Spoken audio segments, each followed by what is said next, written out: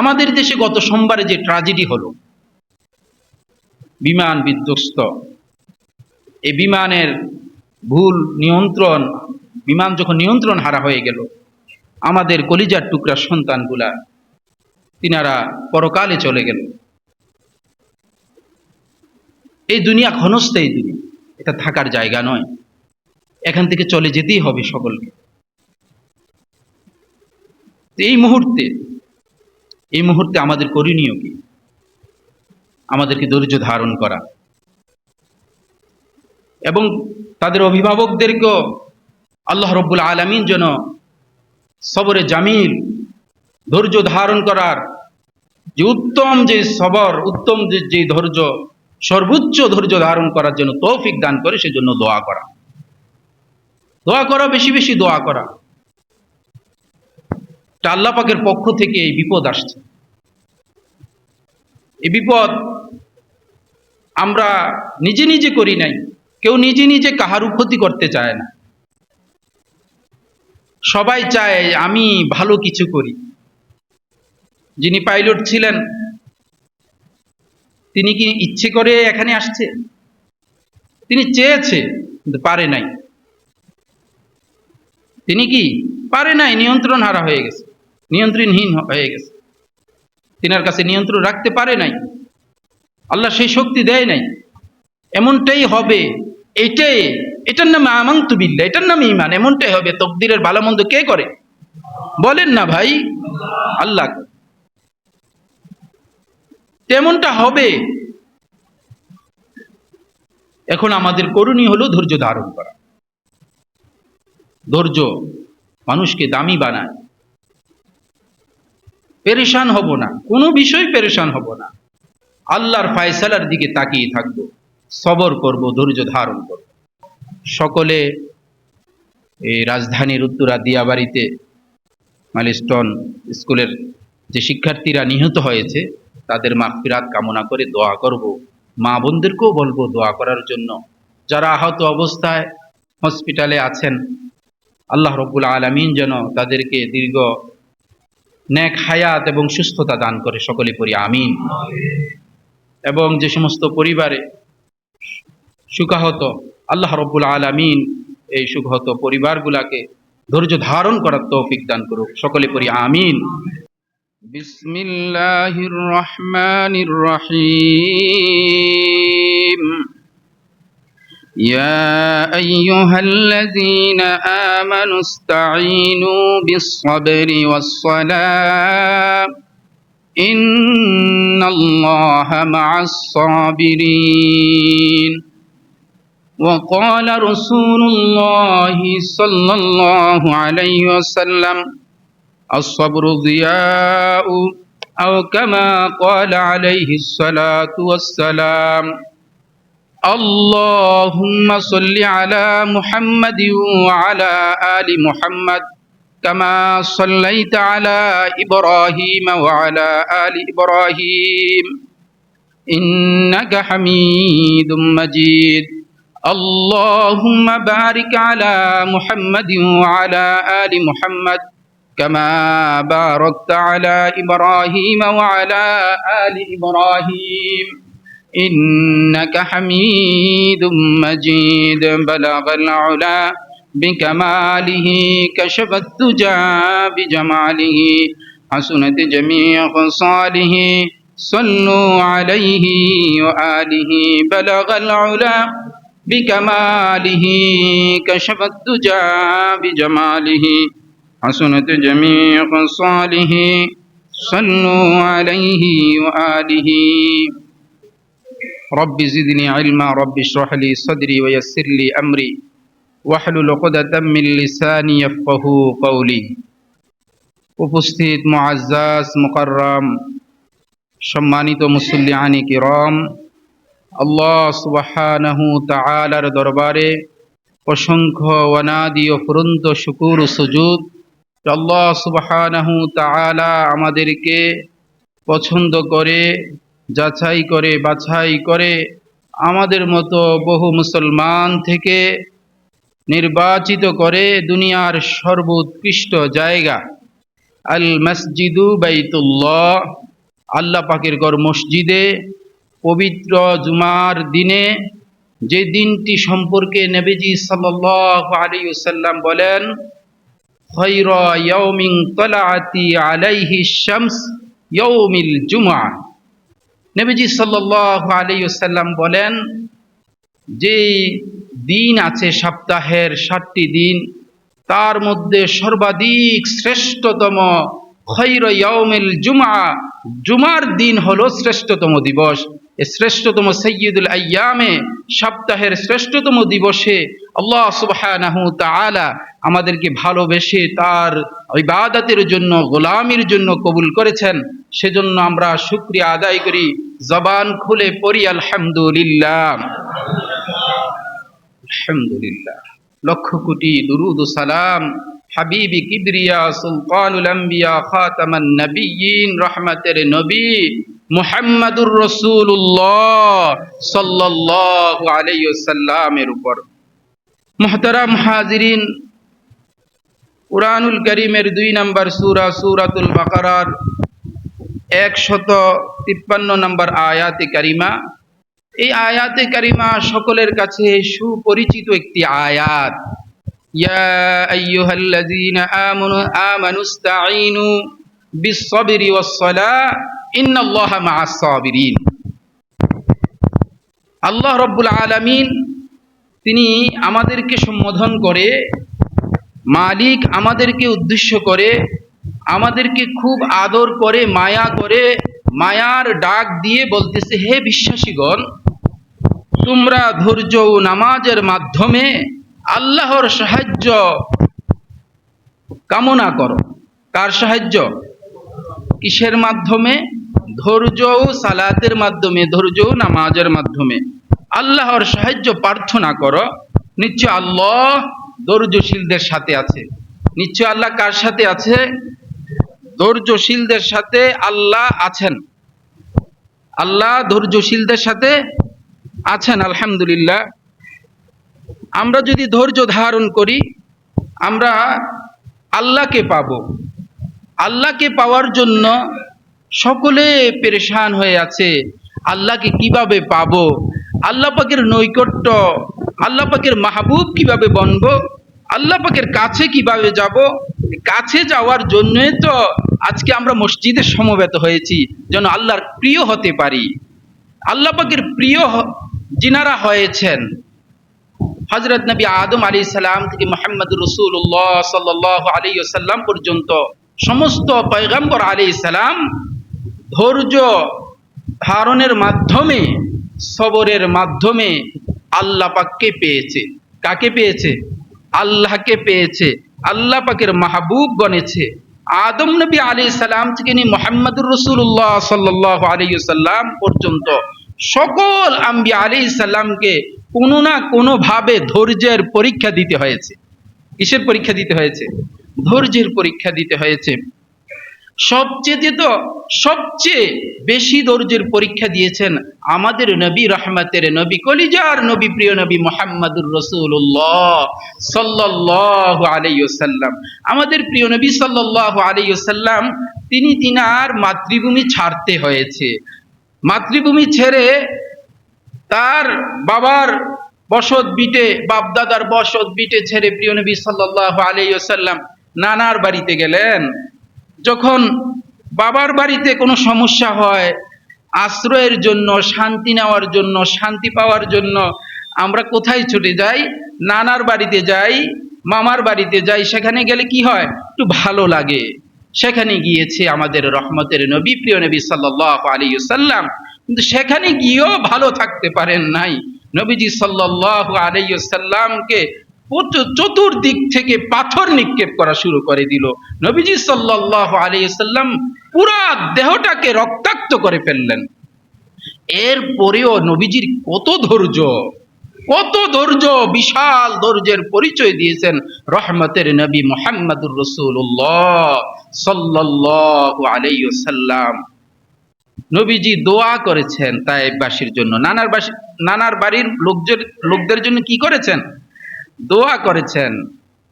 তিনাদেরকে বদদোয়া দেন নাই, তাদের জন্য দোয়া করেছেন।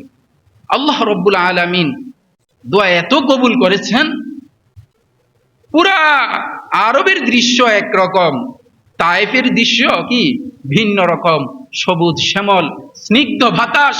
আল্লাহু আকবার, কি চমৎকার এক দৃশ্য তায়েফ! আল্লাহু আকবার। তায়েফ যিনারা গিয়েছেন তিনারা তো দেখেছেন এই এত সুন্দর, এত মনোমুগ্ধকর এই সুন্দর পরিবেশ আল্লাহ রব্বুল আলামিন তায়েফবাসীকে দান করেছেন কার উসিলায়? মুহাম্মাদুর রাসূলুল্লাহ সাল্লাল্লাহু আলাইহি ওয়াসাল্লামের এই ধৈর্যের উসিলা, ধৈর্যের কারণে। প্রসিদ্ধ মাশহুর ঘটনা, নবী আইয়ুব আলাইহিস সালাম, আইয়ুব নবী আলাইহিস সালামকে আল্লাহু আকবার, আল্লাহ রব্বুল আলামিন কত বড় পরীক্ষা নিয়েছেন, কত বড় পরীক্ষা নিয়েছেন আইয়ুব আলাইহিস সালামকে। পুরা শরীরের মধ্যে কি পোকা দিয়েছেন, পুরা শরীরে পোকা। আইয়ুব আলাইহিস সালামের সন্তানদেরকে নিয়ে গেছেন, তিনারা ইন্তেকাল হয়ে গেছে, কোনো সন্তান বেঁচে নেই। আইয়ুব নবী আলাইহিস সালামের বহু সম্পদ ছিল, সম্পদ গুলাকে লোকেরা ছিনিয়ে নিয়েছে। আল্লাহু আকবার। আইয়ুব নবী আলাইহিস সালামের পুরা শরীরে পোকা, পুরা শরীরে পোকা, পোকা এমন কোনো জায়গা বাদ নেই, পোকা আর পোকা। শেষ পর্যায়ে যখন জিহ্বায় পোকা ধরলো, আইয়ুব আলাইহিস সালাম শুধু আল্লাহকে বললেন যে আমার এই দেহটা তো আপনার জন্য, আমি আপনাকে এই জিহ্বা দিয়ে আমি আপনাকে ডাকি, আপনাকে ডাকার স্বাদ আমি এই জিহ্বার মাধ্যমে পাই, আপনার জিকিরের স্বাদ, আপনার স্মরণের স্বাদ এই জিহ্বাতে পাই। আমার জিহ্বায় যদি পোকা ধরে, আমার জিহ্বাতে যদি পোকা আসে, তাহলে আমি আপনার জিকির কিভাবে করব, আপনার স্মরণ আমি কিভাবে করব? এই কথা ধৈর্যের শেষ প্রান্তে এসে যখন এই কথা আইয়ুব নবী আলাইহিস সালাম বললেন, বলল হে আইয়ুব, তুমি ওইদিকে জমিতে যাও, জমির মধ্যে গিয়ে মাটিকে তুমি তোমার পায়ের গোড়ালি দিয়ে ধাক্কা মারো, দেখবা যে আমার কুদরতে, আল্লাহর কুদরতে, আল্লাহু আকবার, ওই জমিন থেকে পানি বের হয়ে আসবে, ওই পানি দিয়ে তুমি গোসল করো, তুমি ঠিক হয়ে যাবে। আল্লাহু আকবার। যখন পানিতে এভাবে জমির মধ্যে গিয়ে মাটিতে ধাক্কা মারলেন পায়ের গোড়ালি দিয়ে, সঙ্গে সঙ্গে আল্লাহ পাকের কুদরতি পানি চলে আসলো, ওই পানি দিয়ে গোসল করলো। আল্লাহু আকবার, আল্লাহু আকবার। হযরতে আইয়ুব আলাইহিস সালাম গোসলের সাথে সাথে আল্লাহু আকবার 20-30 বছরের যুবকে পরিণত হয়ে গেলেন। সুবহানাল্লাহ। যখন 30 বছরের টকবকে যুবকের মতন হলো, গোসল শেষ করে নিজ গৃহে গেলেন, নিজ ঘরে গেলেন। ঘরের মধ্যে প্রবেশ করার সাথে সাথে আইয়ুব নবীর আহলিয়া সহধর্মিনী, তিনার বিবি বলতেছে, মান আনতা, তুমি কে? চিনতেছে না স্বামীকে, বিবি চিনতেছে না। আইয়ুব নবী তো পূর্বে এমন ছিল না, তিনার পুরা শরীরের মধ্যে কি ছিল? পোকা ধরা ছিল, তিনি রুগ্ন ছিল, তিনি তো হাঁটতে পারতেন না, চলতে পারতেন না, তিনি ঘরের ভিতরে কিভাবে আসলেন? তিনি তো এখানে আসার কথা না। মানান্তা, তুমি কে? বলে আমি আইয়ুব, আমি আইয়ুব। মানে আইয়ুব, তুমি কিভাবে এখানে আসলা? তুমি কিভাবে এমন হইলা? আশ্চর্য হয়ে হলো। পরে আল্লাহ পাকের এই নিয়ামতের, এই কুদরতের নিদর্শন বয়ান করলেন। আল্লাহু আকবার। যে আমি যখন আল্লাহ পাকের পক্ষ থেকে জমিনের মধ্যে আমার পায়ের গোড়ালি যখন ধাক্কা দিলাম, পুরা জমিন প্লাবিত হয়ে গেল, আমি গোসল হয়ে গেলাম, সঙ্গে সঙ্গে আমি টকবকে যুবক হয়ে গেলাম। সুবহানাল্লাহ। ধৈর্যের কারণে। এটা কিসের কারণে ভাই? ধৈর্যের কারণে। ইন্নাল্লাহা মাআস সাবিরিন। আমরা কোরআনুল কারীমের আয়াত জানি, আয়াতের অর্থও জানি, ব্যাখ্যা বিশ্লেষণও জানি, কিন্তু আমার চলার পথে, আমার 24 ঘন্টা হায়াতে আমি ধৈর্যের কাছে দিয়েও নেই, ধৈর্যের কাছে দিয়ে নেই। আমি পেরেশান হয়ে যাই। ছোট থেকে ছোট বিষয় আল্লাহ পাকের নিকট প্রার্থনা, আল্লাহ পাকের ধৈর্য, আল্লাহ পাকের নিকট সালাতের মাধ্যমে ধৈর্য ধারণ করতে হবে, নামাজের মাধ্যমে ধৈর্য ধারণ করতে হবে। আল্লাহকে কিছু না বলে, সালাত না পড়ে, নামাজ না পড়ে, ধৈর্য যখন আসবে, বিপদ যখন আসবে, সঙ্গে সঙ্গে সালাতুল হাজাত 2 রাকাত নামাজ পড়ব। এটা হলো আমাদের নবীজি সাল্লাল্লাহু আলাইহি সাল্লামের শিক্ষা। কিন্তু আমি তার কাছে দিয়েও না গিয়ে আমি পেরেশান হয়ে যাই। পেরেশান হতে হতে হতে হতে এমন পেরেশানে হই, শেষে শিরিক করে ফেলি। আল্লাহ আমাকে এটা দিল কেন? আল্লাহর দোষ চর্চা শুরু করে দিই। করি কিনা ভাই? এমনটা হলো কেন? শেষে আল্লাহর বিরুদ্ধে তহমত জারি করে শুরু করে দিই, আল্লাহর বিরুদ্ধে অপবাদ দেওয়া শুরু করে দিই। না মুহতারাম হাজরিন, সর্বহালতে শুকুর এবং সবর। আরব বিশ্বের লোকেরা, আমাদের মধ্যে সবর কম, ওনাদের মধ্যে সবর বেশি।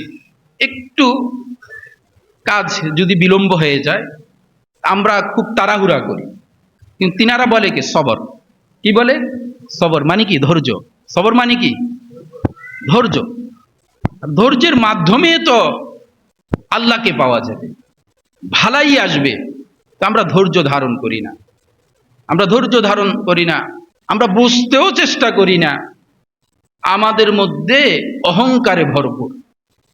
আমরা মনে করি আমার টাকা আছে, বাড়ি আছে, গাড়ি আছে, অর্থ সম্পদ এগুলো আছে, আমি কেন এত কষ্ট করব, আমি কেন এভাবে। আমাদের রহমতের নবী সাল্লাল্লাহু আলাইহি সাল্লাম, তিনার জীবন গ্রন্থের মধ্যে পাওয়া যায়, তিনার খাদেম ছিলেন হযরত আনাস রাদিয়াল্লাহু তাআলা। তিনার খাদেমকে তিনি কখনোই কোনো সময় কোনো মুহূর্তে, মানে ধমক তো দূরের কথা, তিনার চেহারাটা মলিন করে কোনো কথা বলে নাই। সুবহানাল্লাহ বলে। কিন্তু আমাদের সেবক যারা, আমাদের অধীনস্থ যিনারা কাজ করে, আমি মালিক, আমি প্রধান, হ্যাঁ, আমার মধ্যে কত আমিত্ব, 1 সেকেন্ড 2 সেকেন্ডের জন্য কি করি? ধমকে শেষ করে ফেলি তাকে, ঠিক না? মুহতারাম হাজিরিন, আমাদের নবীজির আদর্শ, কোরআনুল কারীমের আয়াত, সবর, ধৈর্য ধারণ করা। ধৈর্য ধরব, আল্লাহকে পেয়ে যাব, আল্লাহ তার চেয়ে উত্তম কিছু দিবে। ইতিহাস সাক্ষী, উত্তম কিছু দিয়েছে না আইয়ুব আলাইহিস সালামকে? দিয়েছে কিনা? আইয়ুব নবী আলাইহিস সালামকে কত পরীক্ষা, তিনার মতন কি পরীক্ষা আমাদের জীবনে আসছে? আসে না। মুহতারাম হাজিরিন, আমাদের দেশে গত সোমবারে যে ট্র্যাজেডি হলো, বিমান বিধ্বস্ত, এই বিমানের ভুল নিয়ন্ত্রণ, বিমান যখন নিয়ন্ত্রণ হারা হয়ে গেল, আমাদের কলিজার টুকরা সন্তানগুলা তিনারা পরকালে চলে গেল। এই দুনিয়া ক্ষণস্থায়ী দুনিয়া, এটা থাকার জায়গা নয়, এখান থেকে চলে যেতেই হবে সকলকে। এই মুহূর্তে আমাদের করণীয় কি? আমাদেরকে ধৈর্য ধারণ করা এবং তাদের অভিভাবকদেরকেও আল্লাহ রাব্বুল আলামিন যেন সবরে জামিল, ধৈর্য ধারণ করার যে উত্তম যে সবর, উত্তম যে ধৈর্য, সর্বোচ্চ ধৈর্য ধারণ করার জন্য তৌফিক দান করে, সেজন্য দোয়া করা, বেশি বেশি দোয়া করা। আল্লাহ পাকের পক্ষ থেকে এই বিপদ আসছে। এই বিপদ আমরা নিজে নিজে করি নাই, কেউ নিজে নিজে কাহারও ক্ষতি করতে চায় না। সবাই চায় আমি ভালো কিছু করি। যিনি পাইলট ছিলেন, তিনি কি ইচ্ছে করে এখানে আসছে? তিনি চেয়েছে কিন্তু পারে নাই। তিনি কি পারে নাই, নিয়ন্ত্রণ হারা হয়ে গেছে, নিয়ন্ত্রণহীন হয়ে গেছে, তিনার কাছে নিয়ন্ত্রণ রাখতে পারে নাই, আল্লাহ সেই শক্তি দেয় নাই। এমনটাই হবে, এটার নামে আমানতু বিল্লাহ, এটার নামে ঈমান। এমনটাই হবে। তকদিরের ভালো মন্দ কে করে? বলেন না ভাই, আল্লাহ। তেমনটা হবে। এখন আমাদের করণীয় হলো ধৈর্য ধারণ করা। ধৈর্য মানুষকে দামি বানায়। পেরেশান হব না, কোনো বিষয় পেরেশান হব না, আল্লাহর ফায়সালার দিকে তাকিয়ে থাকবো। সবর করব, ধৈর্য ধারণ করব। হযরত আলী রাদিয়াল্লাহু তাআলা আনহু বলেন, মানুষের দেহের মধ্যে মর্যাদাপূর্ণ অঙ্গ হলো মাথা। মানুষের দেহের মধ্যে সবচেয়ে মর্যাদাপূর্ণ অঙ্গ কোনটা? মাথা। আর ঈমানের মধ্যে সবচাইতে মর্যাদাপূর্ণ বিষয় হলো ধৈর্য। ঈমানের মধ্যে, ঈমানের যে শাখাগুলো আছে এর মধ্যে সর্বোত্তম কোনটা বলেন না? ধৈর্য। ধৈর্য। নবীজি সাল্লাল্লাহু আলাইহি ওয়াসাল্লাম বলেন, আস-সাবরু দিয়াউন, ধৈর্য হলো আলো, জ্যোতি। ধৈর্য কি? জ্যোতি। ধৈর্য ধরবেন, আলো ছড়াবে, বিপদগামী হবেন না। বিপদ থেকে মুক্তির একটি মাধ্যম ধৈর্য। আর পেরেশান হয়ে যান, হাই হুতাশ শুরু করা, এটা মুমিনের কাজ নয়, এটা মুমিনের কাজ নয়। হযরতে আলী রাদিয়াল্লাহু তাআলা আনহু উঁচু কণ্ঠে খুব হুঁশিয়ারি করে বলেন, যার ধৈর্য নেই তার ঈমান নেই। যার ধৈর্য নেই তার ঈমান নেই। ধৈর্যের বিশাল এক পরীক্ষা কেন্দ্র আমার এই ক্ষুদ্র বিভিন্ন কাজে আমি দেখতে পেলাম। হজে এবং উমরায় ধৈর্যের পরীক্ষাটা আল্লাহ রাব্বুল আলামিন বেশি নেয়। হজ এবং উমরা, এটা নবী আলাইহিস সালাম, নবীজি সাল্লাল্লাহু আলাইহি সাল্লাম থেকে, সাহাবায়ে কেরাম থেকে হজের মূল আমল, উমরার মূল আমল কি? ধৈর্য, সবর। আপনি সবর করবেন, আপনি ভালো আমল করতে পারবেন। আপনি পেরেশান হয়ে যাবেন, আপনি বিপদগামী হয়ে যাবেন। সবরের ব্যাপারে, ধৈর্যের ব্যাপারে আলী রাদিয়াল্লাহু তাআলা হুঁশিয়ারি, উঁচু কণ্ঠে হুঁশিয়ারি করেছে। যার ধৈর্য নেই তার ঈমান নেই। ঈমান ছাড়া তো আপনার ইবাদতে হবে না। এই সালাতের জন্য আমরা মসজিদে আসছি, নামাজের জন্য। এখন মসজিদে এসে আমি যদি নিয়ম কানুন অনুযায়ী, নবীজির তরিকা অনুযায়ী নামাজ পড়ি, আলহামদুলিল্লাহ, নামাজ কবুল হবে। আর যদি আমি তাড়াহুড়া করি, ওই নামাজ কি আল্লাহ পর্যন্ত পৌঁছবে? বলেন না ভাই। ধৈর্যের সহিত আমার কিয়াম, আমার রুকু, আমার সিজদা, আমার বৈঠক, প্রতিটাই ধৈর্যের সহিত, দৃঢ়তার সহিত পড়তে হবে। এখানে বসে আছি ধৈর্য ধারণ করে, কার জন্য? এটার বিনিময়ে আল্লাহ জাযা খায়ের দিবে, এর চেয়ে উত্তম বিনিময় দান করবে। এটার বিনিময় দান করবে না? আমরা যেটা আশা করতেছি তার চেয়ে কি দিবে? বেশি দিবে। তার চেয়ে কি দিবে? বেশি দিবে, বহু বহু গুণ বেশি দিবে। এ প্রচন্ড গরম, বাতাস আছে কিন্তু গরম কম আছে? এই গরমে, প্রচন্ড গরমে আল্লাহর সেজদার জন্য, আল্লাহর নৈকট্য লাভের জন্য, আল্লাহর রাজি খুশির জন্য আমরা মসজিদে সমবেত হয়েছি। দুনিয়ার কোনো উদ্দেশ্য নয়। এটা ধৈর্য। যে ধৈর্যের পরিচয় দিয়ে নামাজের অপেক্ষায় থাকা, আল্লাহু আকবার। এটার বিনিময় কি যে দিবে আল্লাহই ভালো জানে। মুহতারাম হাজিরিন, প্রতিটি কাজে ধৈর্য ধারণ করব। ফ্যামিলি পরিচালনা করি, সন্তানদের ব্যাপারে ধৈর্য ধারণ করব, সহধর্মিনীর ব্যাপারে ধৈর্য ধারণ করব। মাথা গরম করব না, মেজাজ গরম দেখাবো না। নবীজি সাল্লাল্লাহু আলাইহি ওয়াসাল্লাম তিনার সেবকের সাথে সামান্য মলিন হয় নাই তিনার চেহারা, ধমক তো দূরের কথা। হযরত আনাস রাদিয়াল্লাহু তাআলা আনহুর সাথে কেমন আচরণ করেছেন। আর আমাদের আচরণ কেমন? আমাদের আচরণ কেমন? আমাদের আদর্শ কেমন? আমাদের আদর্শ নবীজি সাল্লাল্লাহু আলাইহি ওয়াসাল্লামের আদর্শের সাথে মিলাতে হবে। মিলাতে হবে। নবীজির আখলাক কেমন ছিল? নবীজি পরিবার পরিচালনা করেছে, সমাজ পরিচালনা করেছে, রাষ্ট্র পরিচালনা করেছে, করেছে কিনা? তিনার আখলাক কেমন ছিল? তখনই আল্লাহ পাকের সাহায্য আসবে। ইন্নাল্লাহা মা'আস সাবিরিন। ধৈর্যশীলদের সাথে কে থাকে? আল্লাহ থাকে, আল্লাহ থাকে, আল্লাহ ধৈর্যশীলদের সাথে থাকে।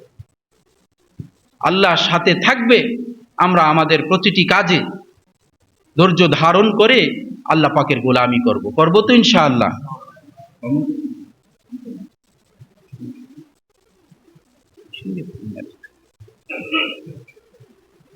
আল্লাহ রব্বুল আলামিন আমাদেরকে ধৈর্য ধারণ করে ইবাদত করার তৌফিক দান করুক। সকলে এই রাজধানীর উত্তরা দিয়াবাড়িতে মাইলস্টোন স্কুলের যে শিক্ষার্থীরা নিহত হয়েছে তাদের মাগফিরাত কামনা করে দোয়া করব। মা বোনদেরকেও বলবো দোয়া করার জন্য। যারা আহত অবস্থায় হসপিটালে আছেন, আল্লাহ রব্বুল আলামিন যেন তাদেরকে দীর্ঘ নেক হায়াত এবং সুস্থতা দান করে, সকলে পড়ি আমিন। এবং যে সমস্ত পরিবারে সুখাহত, আল্লাহ রব্বুল আলামিন এই সুখাহত পরিবারগুলাকে ধৈর্য ধারণ করার তৌফিক দান করুক, সকলে পড়ি আমিন। ওয়া আখিরি দাওয়ানা আলহামদুলিল্লাহি রাব্বিল আলামিন।